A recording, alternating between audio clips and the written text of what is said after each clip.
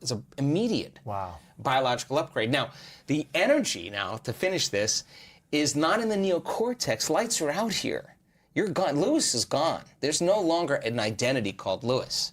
The inner world is profoundly real, and the autonomic nervous system, the midbrain, the limbic brain, that's controlling all your automatic functions. When you're in stress, that autonomic nervous system is dysregulated. It's out of balance. Now you're getting so much order, so much rhythm. That autonomic nervous system's touching every single cell in your body, every tissue, every organ, every system, and it's jiggling the cells, and the cells are getting new information coherently. And so you see the person get a biological upgrade. Now, you can only talk around this. You have to have the experience, but people who have the experience will have the biggest smile on their face because they'll realize it was always available to them. So the fundamental question is it worth it? That's the real question. Because if you're willing to make those changes every day before you start your day, and you have this kind of arousal coming from within you, I guarantee you won't be looking in your outer environment to find those feelings. You'll be looking within you. Creating inside, yeah. And so in stress and in survival, most of your attention is out there. When you leave a week-long event, something amazing happens. You're paying more attention in here. You're paying as much attention in here as you are out here. You're not so seduced, right? So then, as you begin to become, you know how to get beyond your body, your environment, and time. The formula is, the moment you dissociate from everything known, the moment you dissociate from everything material, the moment you can relax into the present moment and the brain starts to synchronize, is the moment you become pure consciousness and you are in the present moment. You're in the door to the quantum field and the brain gets highly organized. Okay, so now we have a coherent brain, and the coherence in the brain starts to resonate with different frequencies in the field, and when there's an octave, when there's a harmonic, the brain starts processing information, right? But they're suggestible, not from out there, but from the field. That's frequency. But the brain has to be coherent to pick up the rhythm, the frequency. Right. If you're incoherent, you got static. In other words, you got no Wi-Fi signal. You're a piece of matter with no field, right? So then that sends the signal out, coherent brain. But what's going to draw the experience back? Our heart, right? So then we practice then every day, cultivating the emotions and being able to sustain heart coherence.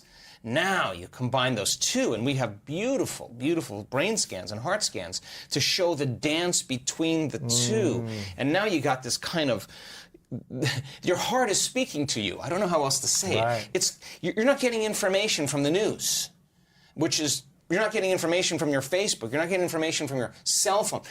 That information is just equal to what you're willing to believe.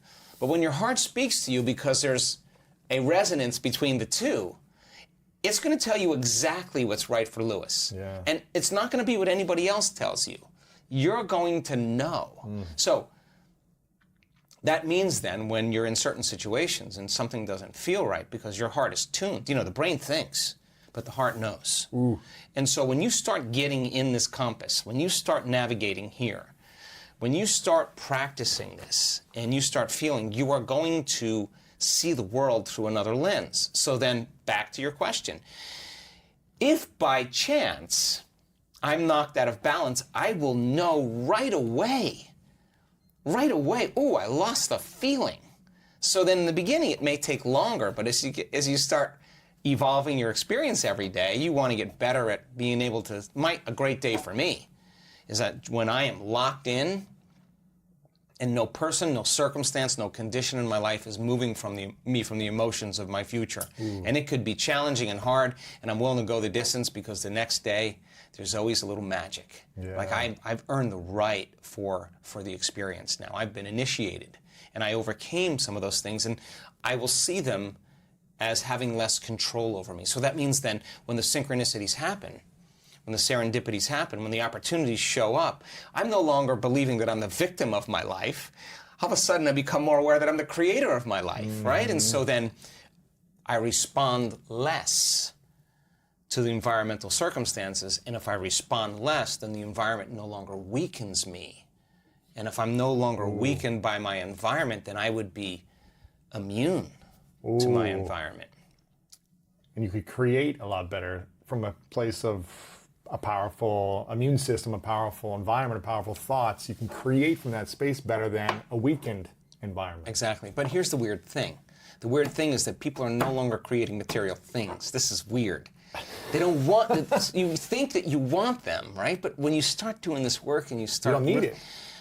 You're just happy. Imagine being so happy with you that you don't want to be anybody else.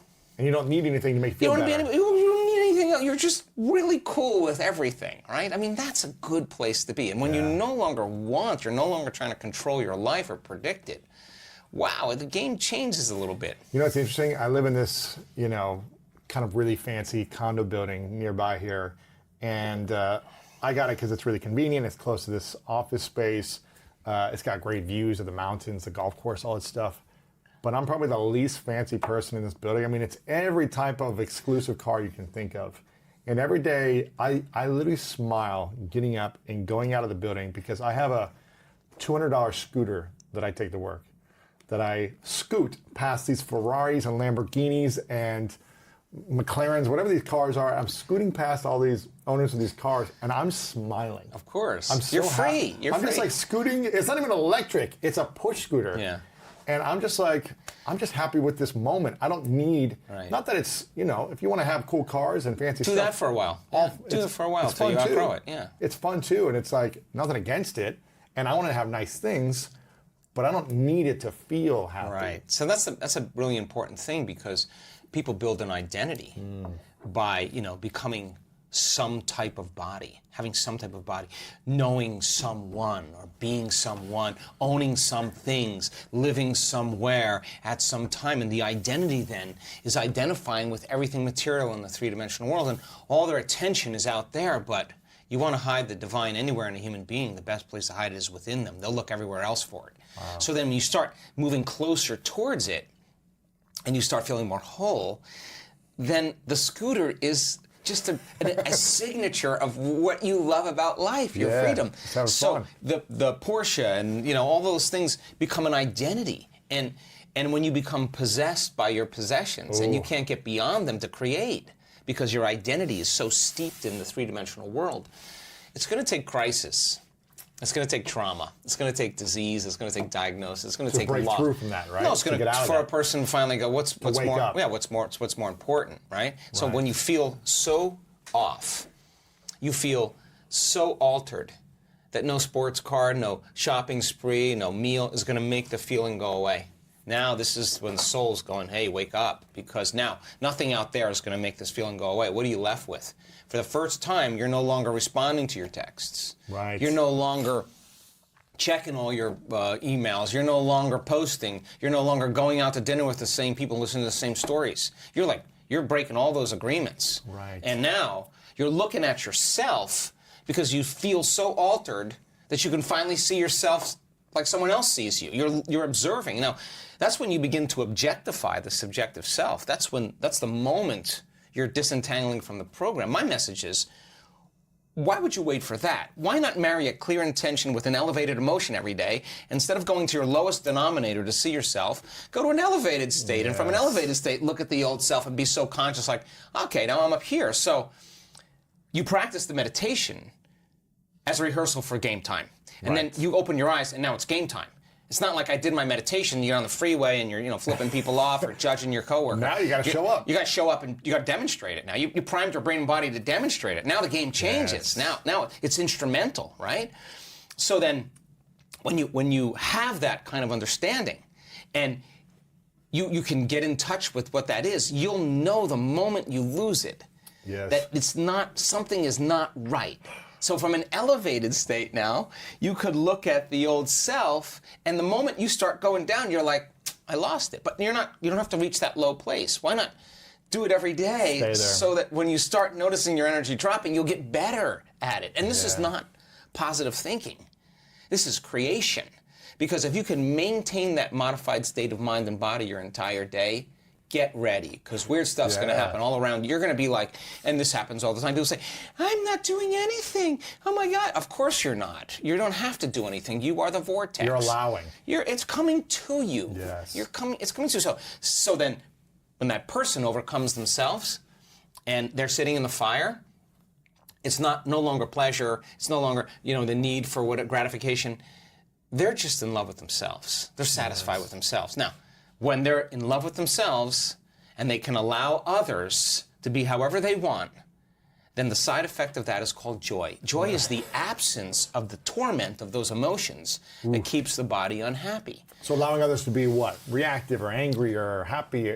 You're just not that anymore. You're happy, right? Yes. So a scooter would bring you just as much joy as a sports car, because you don't need either one of them to be happy. It's just you want the experience of just being free and driving your little Vespa, whatever it is, right? To me, I'm the same way. Like, I've had all those things, and none of that means anything to me. I'm about, we take memories with us. I want to experiences. I want to have moments that I'll never forget in my entire life. And I don't care if it's the most amazing meal with great friends and great wine and great toasting and great moments and a lot of gratitude, or it's a mystical moment that's so profound and so transformative.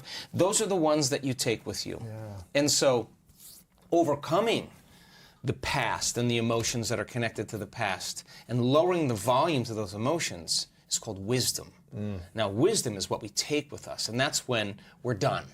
And now we're ready for the next experience. So then that teaching people how to find that place of love for themselves means that they have to come up against everything that stands in the way between them and that. And that's the work. What is that usually for people? It's the survival emotions, it's hardwired programs, it's their past, it's the story that they tell about their past. I just want them to tell the story of their future more than they're telling the story of their past. How much is healing the inner child, how important is that? Is that everything in terms of healing the past memories that are stored in the body and the brain? I'm not certain that we need to heal an inner child in as much as we need to overcome an emotion.